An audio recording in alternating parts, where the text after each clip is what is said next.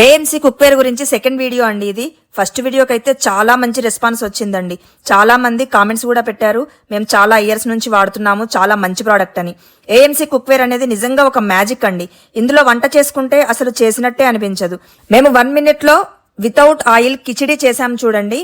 అలాగే ఎటువంటి వాటర్ లేకుండా క్యారెట్, బీట్రూట్, ఆలుగడ్డలను కూడా అదే 1 minute లో బాయిల్ చేసామండి. ఇంకా నమ్మశక్యం కాని విషయం ఏంటంటే ఎగ్ కూడా వాటర్ లేకుండా 1 minute లో ఉడికించి చూపించారండి. ఈ వీడియో పక్కనే ఫుల్ వీడియో కూడా అప్లోడ్ చేశామండి.